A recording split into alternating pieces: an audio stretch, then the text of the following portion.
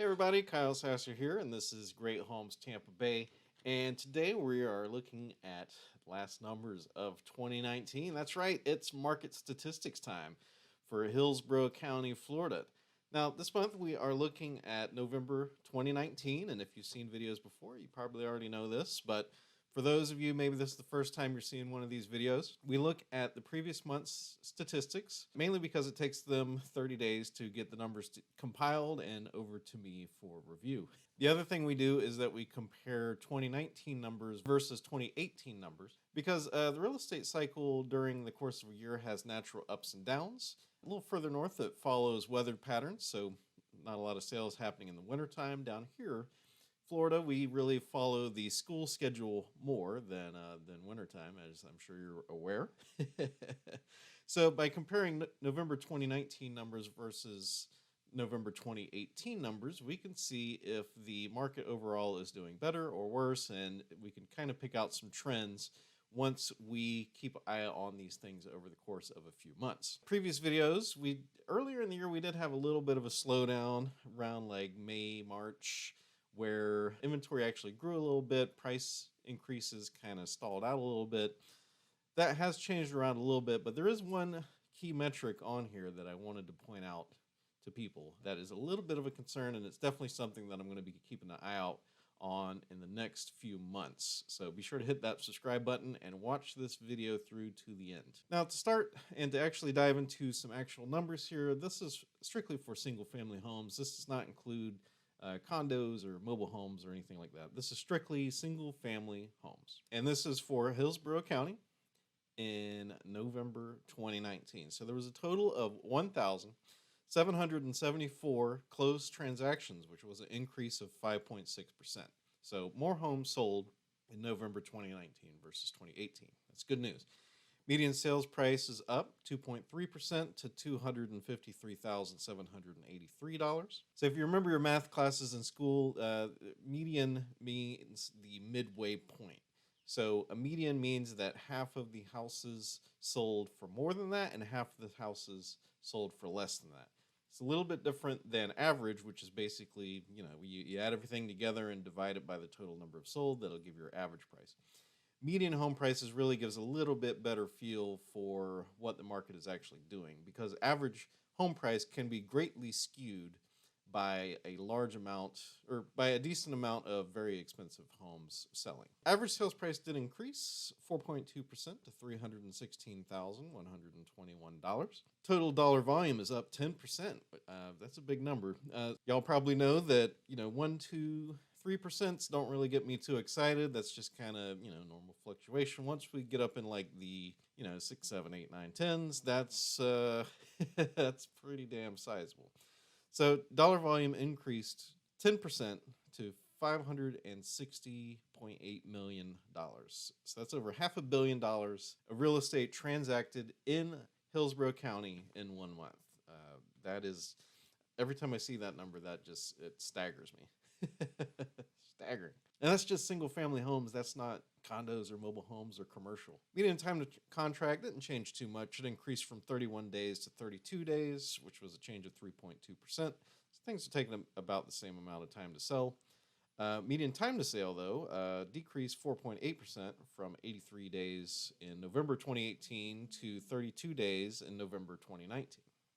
So all of these price increases are really coming from continued constricting of inventory and the number of homes available for sale. It does depend on the price point you're in, and I'm going to get into the price point specific numbers in a little bit. But the amount of homes available for sale is what's really driving these price increases, and has been for the last few years.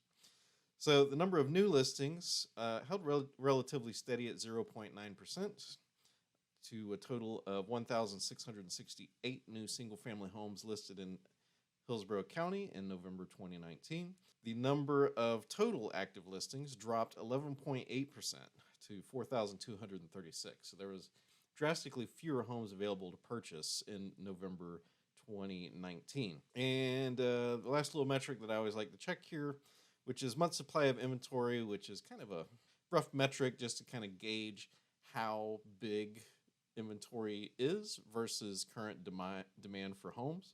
And that decreased 14.3% to 2.4 months supply, down from 2.8. So all of that to say, there are fewer and fewer homes available for sale in November 2019 than there were in 2018.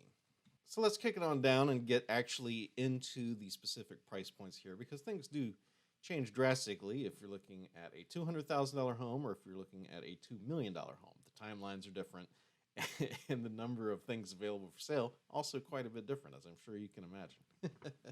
So number of new listings by listing price. Generally speaking, there are fewer new homes for sale in the lower price points, and the luxury market, and even like the middle range market, which is like 200 to 350, 400,000, that has seen some increases here. Homes between $50,000 and $100,000, there were 31% fewer listings. $100,000 to $150,000 price range, there was 16% fewer listings. $150,000 to $200,000, there was 23% fewer listings. So yeah, see, if you're looking at like a $300,000 house or below, things are getting harder and harder and harder. There's fewer of them coming online to purchase, which means not as many to choose from, which means prices are really ramping up, and the price scales in those price ranges are moving up. So, things that were selling for $250 last year have probably slid up pretty close to $300 and maybe tripped over that $300 mark. Above $300, things a little bit rosier, slightly. So $300,000 to $400,000 had an increase of 5.4% to 313 homes. And the other big one here I'd like to mention is if you're looking for a home between $600,000 and $1 million, that went up 33% to a total of 92 homes for sale. So some good news there. Not the whole picture, though. Complete inventory is kind of the big telling tale. And complete inventory, remember, so that's going to be the good homes that just came on the market for sale. And it's also going to be, the ones that aren't so nice that have been hanging around for a few months. $50,000 to $100,000, there are 20% fewer homes than there were last year. $100,000 to $150,000, there are 25% fewer homes than there were last year. $150,000 to $200,000, there are 38.7% fewer homes, which is an even 333 total for sale. $200,000 to $250,000, there are 23% fewer homes for sale. Rest of the price points all the way up to million are holding steady, like 0, 1, 2%, normal fluctuations, with the exception of $400,000 to $600,000, which saw a decrease of 10% of total inventory, down to 595 homes for sale. So constricting inventory, less supply, with continuous sustained demand, or honestly, demand kind of increasing, because let's face it, Tampa Bay area is getting more and more attention nationwide. People are wanting to move here from points further north. So demand increasing, supply decreasing.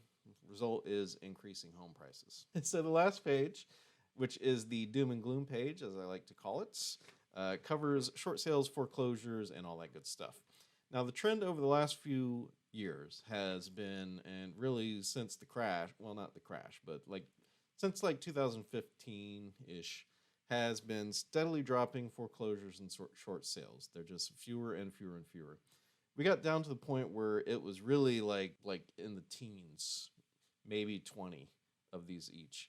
The previous stats that I looked over had a little bit of an increase, and I told you then, I was like, this is something that I'm going to monitor because the numbers are low. However, an increase of short sales and foreclosures is something that may be indicating both a economic and a real estate trend. I do want to bring these to your attention today because they are bigger than they were last month. The number of foreclosures or real estate owned, which is bank-owned property sales in Hillsborough County last month, increased 59.4% to 51 units. So that's an increase from 32 to 51.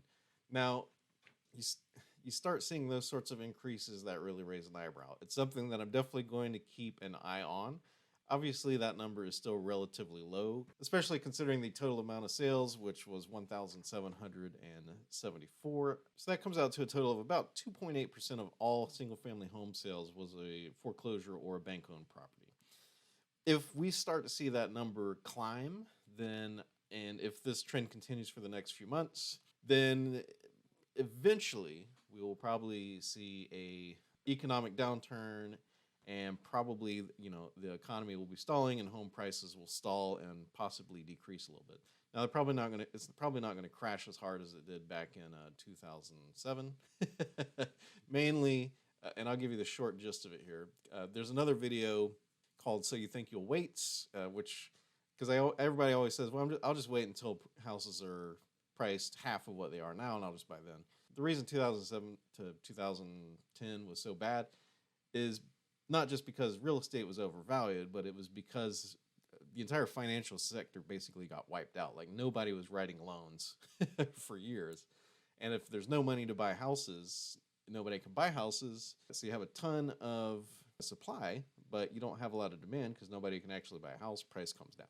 So it's unlikely that things are going to get that bad again. Now, the other metric, short sales, which is basically sales that happen when people owe more on the house than they can sell it for, is up 6.7% to a total of 16. So not as concerning as the foreclosures bank-owned.